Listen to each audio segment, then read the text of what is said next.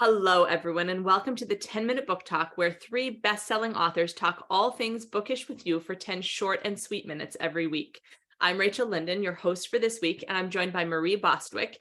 Usually, we're also joined by Katherine Reay, but today she is away, and so we have the distinct pleasure of talking with Rebecca Rosenberg about her delightful and delicious book, Champagne Widows, and also another book that she has called, is it Madame POMMERY? Yes, it is, Madame POMMERY. And Rebecca is joining us with champagne, which makes it all the better. We love that. We're going to talk with her particularly about Champagne Widows, and then she'll talk with us a bit about Madame POMMERY as well. So Rebecca, thank you for being with us. And could you tell us a little bit about your delightful books? So the first one, which is Champagne Widows, is about Veuve Clicquot. And I'm sure you've seen this delicious champagne in restaurants and wine bars and in the liquor stores. And this is one of the top 10 best-selling champagnes in the world. And it all started from Veuve Clicquot. Now, do you know what Veuve means? Only because of your book. Okay. Now I do. A hint.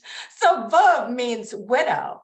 So this is so weird because I always loved Veuve Clicquot. And then I went to the winery many times in Champagne and discovered that it was an actual woman. And of course, being a writer, I had to figure out, well, what about her? Especially because she lived in the 1800s.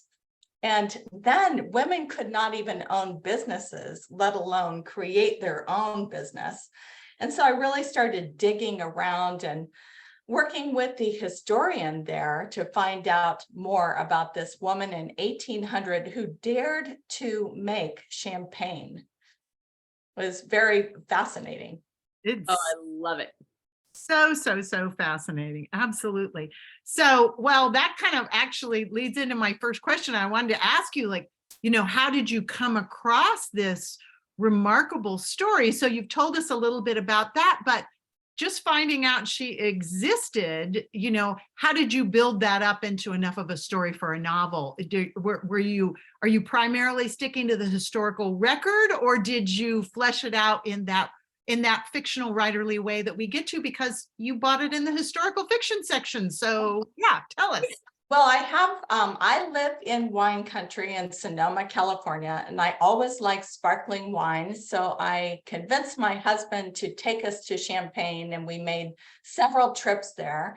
And that's where I found out about Veuve Clicquot being a real woman and more about her era, which is during the whole Napoleon Wars. And I had no idea how long those wars were. They were 15 years long, and he was trying to take over all of Europe.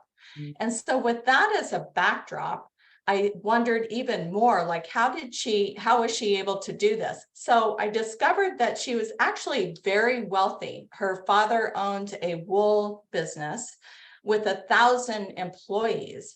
And they wanted to marry her off to some rich man in Reims, they call it, the capital of Champagne. And she did not want to do that. And she was only 20 years old. So she figured out how to marry her childhood friend, who was a family friend. And he has some mental issues, which you found out, Rachel, in the book. And it was very sad. And so her parents didn't want her to marry him, but she was adamant that this is what we're going to do, and we're going to make this champagne winery because his family happened to make wine. And so she knew that she could get this to happen if she would marry him. And that's what they did. Then sadly, 5 years later, something happens to poor, beautiful Francois, and she carries on alone during the whole Napoleon War epic as a backdrop.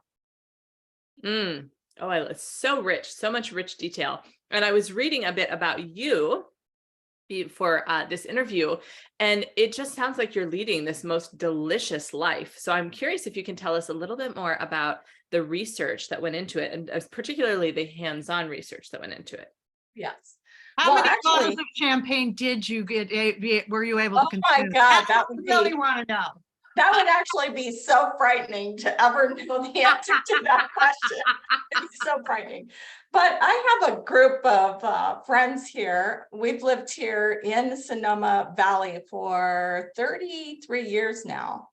And we actually live on a lavender farm and in the middle of the beautiful rolling vineyards of Sonoma. So when you live here, honestly, we have at least 1,000 wineries that we can go visit. And I just happen to love bubbles, most of all. And of course, bubbles, champagne and sparkling wine are made from 3 grapes that Chardonnay and Pinot Noir and Pinot Meunier, which is not so well known.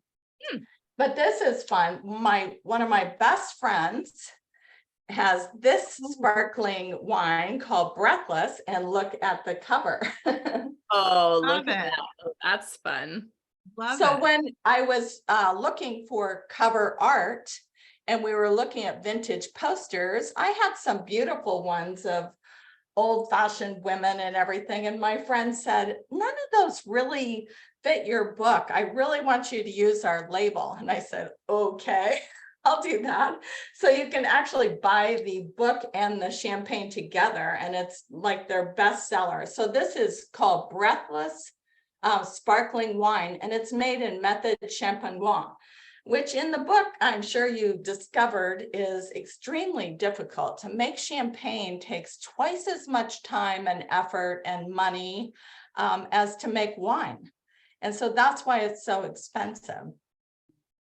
Think of the book club possibilities Uh-huh. for the book and to have I was thinking that. Rachel, we need to put this in our book club list, I think. Well, Sure now.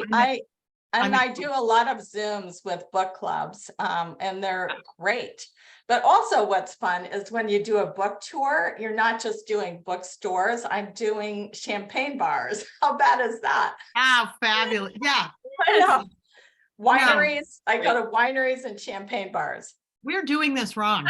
I need to write a book that's set in a chocolate factory. I think that's There you go. Yes. so. Rachel, or excuse me, not Rachel, Rebecca.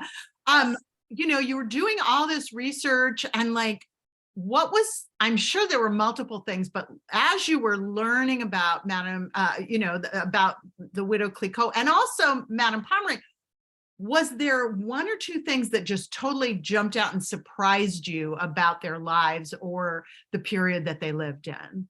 Many things. So we already talked about Veuve Clicquot and the fact that she actually knew Napoleon. It says in history books that she actually entertained Napoleon when he came back defeated from his war in Moscow.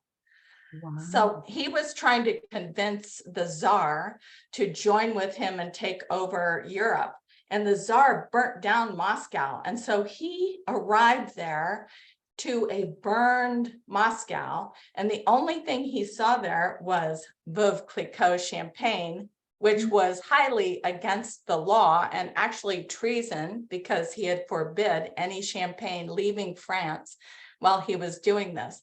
So that was hilarious. And that is a true fact that Veuve Clicquot sent 50,000 bottles in an American ship and disguised it with crates that were marked as coffee. I love that. So she really broke the law, and she could have been tried for treason or killed, for treason, and she was gutsy. And then on Madame Pommery's side, I never knew this is Pommery champagne, and it too is one of the top 10 in the world. And it's very reasonable, like maybe $39 or something. Compared to Veuve Clicquot, yeah. Yes, it's very good. And this is the Madame Pommery book. So they lived 50 years apart in the same town. So Madame Pommery is an entirely different story because she was 40 years old when her husband died, and she had to support her family. She was not rich like Veuve Clicquot. And so hers is one of struggling to get something going for her 2 children. And the big surprise here is she had to she had the head of the German army. Germany came and infiltrated France for 2 years. And the head of the army stayed in her house, requisitioned her house. So she had to make champagne while he was there and he was commanding the army, but then she was listening and she turned into a spy and told the French resistance what his moves were. And then a hilarious thing, and then I'll stop, but this is amazing. While they were there, she had to hide her champagne because all the soldiers were drinking up the whole thing for free.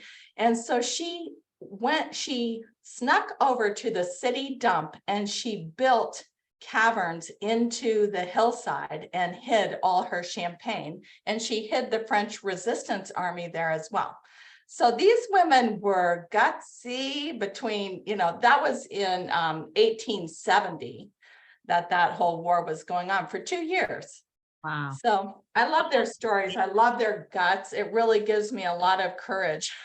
I don't know to do what, but it's amazing. That is wonderful. Gosh, we here at the 10-minute book talk, we love stories of strong women doing courageous things. So that is amazing. Well, Rebecca, thank you so much for being with us. We have one more question that we ask all of our authors, and that is, what is bringing you joy today? Well, it's beautiful day. It is sunny, and I'm writing a sequel to another book that I have written. And I just, that moment where you're really into the story and you just can't get enough of it, and you're just galloping along, and that's where I am. That brings me great joy. That's a delightful place to be. Well, we wish you all of the best in this new venture. And if you can hold up both of your books again so everybody can see them. If you are looking for a delightful and delicious read for this summer, go out and grab not one, but both of these while you're waiting for Rebecca's newest. And not just a delicious book, but a book about courage and true historical facts, and most of all, champagne. So thank you, Rebecca, for being with us. And readers, join us next week for more 10-minute book talk fun. Thanks for having me.